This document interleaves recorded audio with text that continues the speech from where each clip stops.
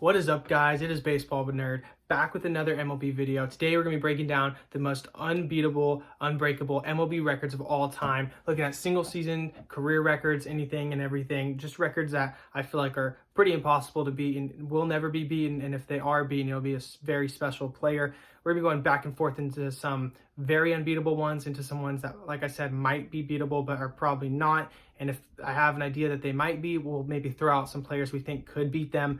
But yeah, the times have changed and a lot of these records are just, they're untouchable. So we're going to get right into it. Like I always say, if you guys love baseball content, please like, subscribe, turn on notifications, and come back for more. So we'll get right into it. First one I have is Ricky Henderson. His stolen base records. He has the career and single season in modern baseball. Single season, he stole 130 bases in 1982. And when I was looking at the all-time leaderboards, he's no one close to him, really. A lot of the top 100 guys are guys that played in the 1800s. A couple guys, that played in the early 1900s, but not anyone really close to modern era. The closest guy that played in 2000s was 2009. Jacoby Ellsbury stole 70 bags. So he basically stole, a little over half of what Ricky stole in 1982, and that's not very close, and that's the closest one in the 2000s. So, no one's touching this. The game's changed. People steal less bases.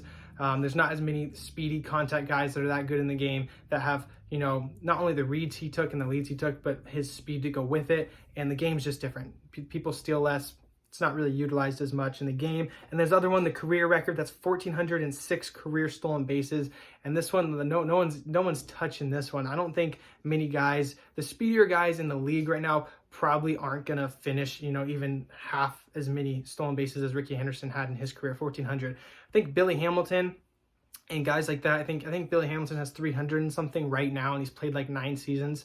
So even if he doubles that up at 18 seasons and, he gets to 600 and something, he's still not even halfway to Ricky Henderson. So I don't see anyone beating either of those records ever. Ricky Henderson will always go down as the stolen base leader, and I don't see it changing. Next, we're going to be looking at 56 game hit streak. I don't think many guys talk about this because it's not really, a record or a leader of a single season or career stat. It's just the longest consecutive game hit streak, and it's held by Joe DiMaggio. It happened in 1941, and I just don't see anyone beating this, like I said, because of the way the game's played and stuff.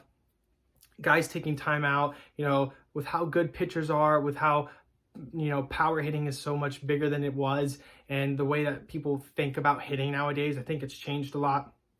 And I don't see someone being able to pull off a hitting streak like that. And also just a little bit of luck. I think you have to have a little bit of luck to have 56 games, where you get a hit every single game. That's just insane. But don't see that one happening. I do think it is possible.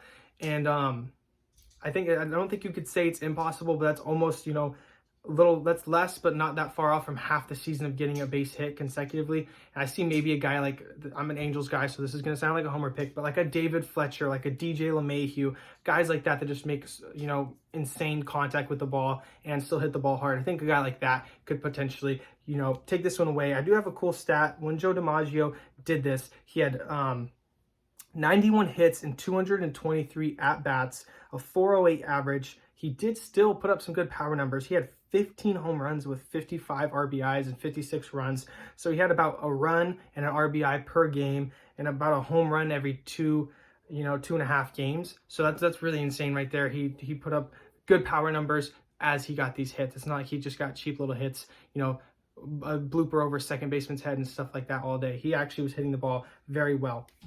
Next, we have one, and I don't think this will ever be beat. It's not as cool of a stat to ring off and, show off with, but Cal Ripken Jr. With 2,632 consecutive games played. The way the league is now, if one of these guys gets a scratch on their finger or, has a sore hip or a sore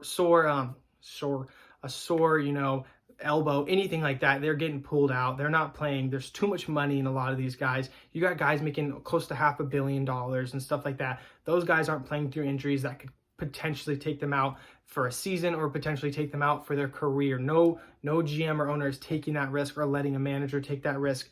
These guys aren't going to play as many games as that. And so I think being able to start that many games shows that obviously he stayed being at the top of his game and being a guy that could, earn a starting spot for all those games, which if you're that good, I don't see you nowadays getting away with any kind of injuries and playing that long. Next, we're going to get right into one of the funnest ones to talk about, and that is Barry Bonds' home run records. He has the single season and the career record, and I think both of these are going to be very, very extremely hard to beat, but I do think the way the game is going and headed, it is possible. And this is left up, and it's hit to left field and deep. Holiday going back. Matt is not going to get it. You know, Matt's complaining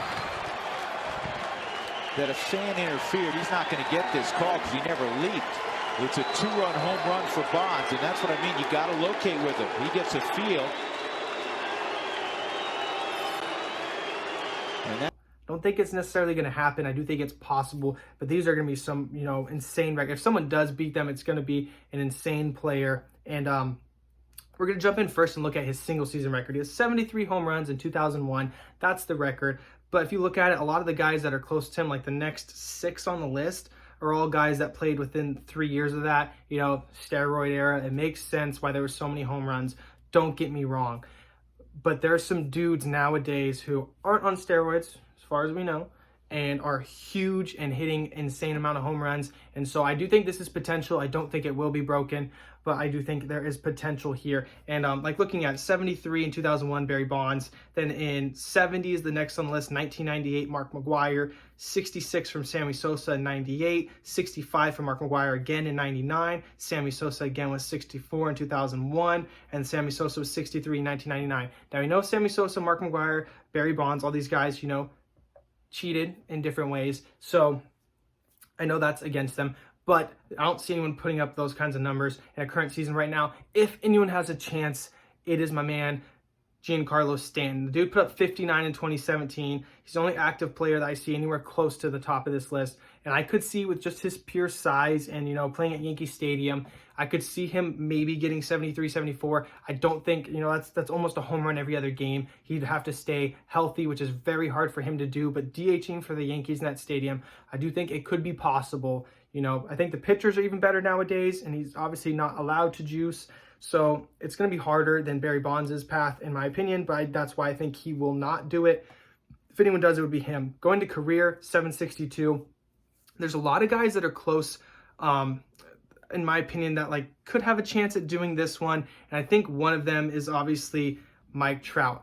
I know he's a long ways away, but I think anyone in the current era that could do it would be Mike Trout. Mike Trout, I didn't have him for the single season guy because Stanton has the potential to go off in a single season, like we saw him putting up 59. He has a chance to do that if he's healthy and on his game. But when it comes to over a career, Trout consistently puts up 30-something home runs, 20-something home runs. He's always hovering around 30 though. He has a 40-something home run season. But that's why I think career-wise, he'd have the best chance. Obviously, the highest active player right now is Albert Pujols. He's at 662, so he's exactly, 100 away from Barry Bonds. I don't think Albert Pujols has another 101 home runs in him to beat Barry Bonds.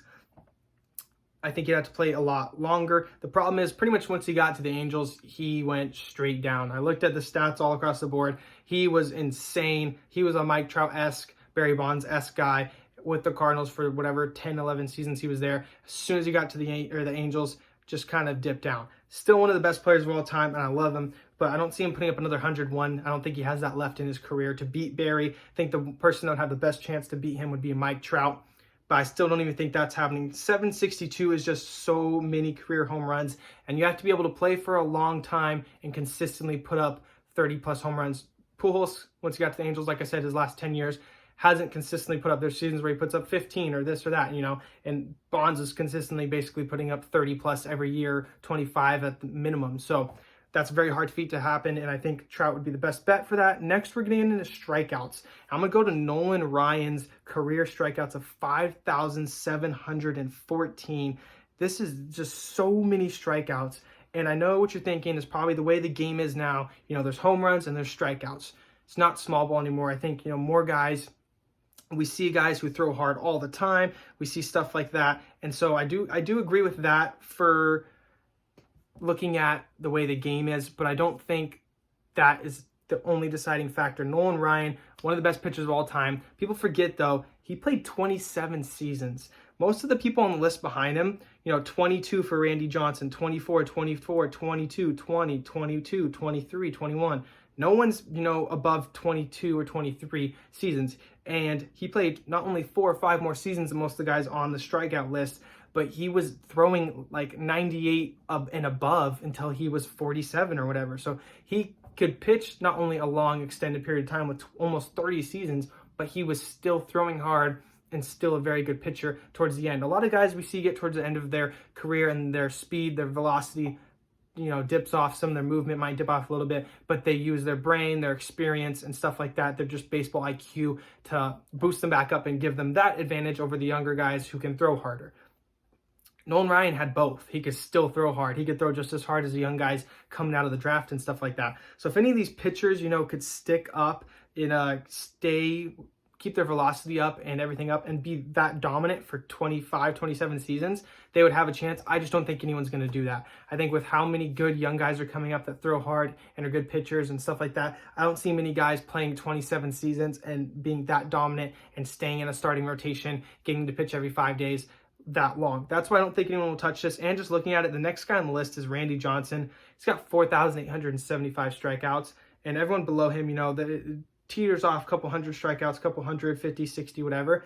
And he's, 900 and something, almost 1,000 away from Nolan Ryan. So that's a pretty big gap. That shows how dominant he was for how long, and I don't think anyone's beating that one. Next, we're going to get a look at career wins. Cy Young has 511 career wins. Not going to spend very long on this one. The game's changed. Guys don't get as many wins. There's openers now. Some guys don't pitch 6, 7, 8 innings, 9 innings anymore. Guys are pitching, 4 or 5 and getting pulled and stuff like that. Not eligible for wins. Different things like that. And I just don't see anyone getting a chance or winning that many games ever again. I think Cy Young's got that one locked down for a while. Next is a very controversial guy we have, and he's people have been arguing about him making the Hall of Fame or different things like this, and he's still one of the greatest hitters of all time, no matter what anyone says or thinks about his off-the-field antics. But this one is going to be career hits, and this goes to Pete Rose, 4,256 career hits. This is just insane. This is so many hits, and he barely beats out Ty Cobb. Hank Aaron's in third. Stan Musial. A lot of older guys. Derek Jeter sneaks into the top 10. But Pujols is about 1,000 hits away from him. And there's a lot of guys. I don't see any guys. Miguel Cabrera is about 2,000 away. There's not any guys that are very close, active. And I don't see guys getting as many hits. Like I've said, the game's changed. Home runs, strikeouts, two of the biggest things in baseball. There are guys that get a lot of hits. Like I said, DJ LeMahieu is a big guy right now doing that. I just don't see guys like that staying as late into their career and still doing stuff like that. I don't see anyone beating 4,256 career-based hits. Young guys coming up, taking more spots, guys getting pushed out as soon as they can't perform up to par and stuff like that. So I don't see anyone having enough time to accumulate that many hits to beat Pete Rose. But I do think if anyone would do it, be a guy like DJ LeMahieu or something like that. Kind of got started a little later in his career. Some of these guys, if you got started at like 19, 20, like some of the young guys we see coming up, and you played 26 years, you have a good shot if you're a very good hitter. But it seems that a lot of guys have this trajectory of their career, which is pretty normal, a peak in the middle, get better, peak out, get worse, leave the game. Pete Rose didn't really, Nolan Ryan, some of these guys seem to not have a very big drop-off at the end of their career. They kind of stayed dealing or hitting. And so that's it for Pete Rose. The next one we have is hits in a single season. And this one is one of my favorite players of all time, even though he plays on a team that would be kind of considered a rival of my team, Seattle Mariners, and that was Ichiro Suzuki. In 2004, he had 262 hits in a single season. I don't see this one being broken. I know it's another hit guy. We can say DJ, we can say Fletcher, we can say Altuve, we can say any of those guys for hits have a chance at doing this. Now, Altuve probably has the best chance based off of past appearances on this hits list for a single season. I don't see anyone beating Ichiro. 262 hits in a single season is insane. I don't see it happening in the current game. I don't even think, some of the guys that are more, even like I'm saying, DJ LeMahieu and Jose Altuve are contact guys. They're still not just hitting for contact, and I know a home run counts as a hit or whatever, but these guys aren't only focused on racking up hits and, slapping the ball the other way and getting infield singles and dropping down a drag bunt and stuff like that. The game has changed. I don't see as much stuff like that happening, and I don't think any guy's going to do enough of that to beat out 262 hits in a single season.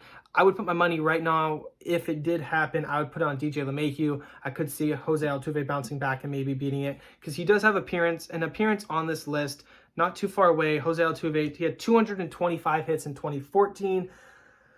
Of course, we know all the, conspiracies about the Astros and stuff like that, so maybe he naturally wouldn't have a chance at doing that. But even if that was just all Jose Altuve and no trash cans, 225, he would still need, another 40 hits to beat that. And 40 hits is a lot of hits, in a season. That's a decent amount of hits. Some guys don't get 40 hits in 2 months, So I don't see that one being broken. The last one we have here is career saves, 652 for Mr. Mo Rivera. Arguably the best closer of all time. And what I really think with this one is kind of like I've been saying, either the game's changed or people just, have to have spectacular careers. Some of these guys were just, some of the best to ever play. And maybe that's why their stat or record or whatever will never be beaten. That might be why Mo Rivera will never lose this record. 652. The next closest was Trevor Hoffman with 601, and then Lee Smith 478, and they go down from there. So obviously Trevor Hoffman and Mo Rivera kind of have a league of their own, about 120-ish above anyone else. That's insane that Mo has 652, because the hard thing with a closer is, especially the way the game is evolving even more now, but even when he was still playing, which wasn't that long ago, closers don't really get to keep the closer spot that long with all the young guys that throw hard coming up. Starter doesn't work out, closer. This guy throws hard, but he can't be a starter for us, closer. He doesn't have the stamina, closer. They move him to the pen, they let him do that. If closer's not working for half the season, flip him out for the setup guy. Bullpens have been moving and so much more fluid and, adapting to the way the game is now. And same things with rotations, with openers and stuff like that, and six-man rotations and this and that. And especially the way our playoffs are played now, with starters going to the bullpen, even when they start during the regular season, with the Nationals and the Dodgers doing it, everybody does it now. So stuff like that, I don't see a closer getting the opportunity to get this many saves unless they're just super dominant and they can't, other teams know this guy's got to be a closer. If you don't have him as a closer, we'll take him as our closer. Those are the type of guys. So I think it just comes down to his greatness is probably why he will do that, because the next closest active-wise is Craig Kimbrell. He's 32 years old already. He's already played 11 seasons. He's at 348. So if we call it 350, if he played another 11 seasons and got that, he would beat Mo Rivera. But the thing is, he's not going to pitch another 11 seasons, and he's not going to be a closer with the save opportunities for another 11 seasons, because he's not even, necessarily getting that right now with his downward trajectory in the last year, 2 years that he's had. Kenley Jansen, same thing. Bruce Dark-Gratterall came in, Joe Kelly, other guys are getting save opportunities. To get 652, you need to get as many save opportunities as you can, and then you have to cash out and get the save. I think it's too hard for anyone to get that many at this point. I don't see it happening, and most of these, like even Mo, 19 seasons, Hoffman 18, Lee Smith 18, K-Rod 16. Most of these guys, aren't going over 19, 18 seasons. Most of them are decently below that. So Craig Kimbrell and Kenley both playing 11 seasons and already being 32 years old. The most they probably have is another 8, 9 seasons. So they would have to pretty much double what they did in a couple years less. Don't see that happening. Thank you guys for watching this video. I hope you guys liked it. A lot of unbeatable records here. I don't think any of these are being beaten. I hope I gave some ideas of people that could for the ones that seem borderline. If you guys like this video and baseball content, please like, subscribe, turn on the notifications. Thank you guys for watching so much if you stayed till the end, and see you guys next time.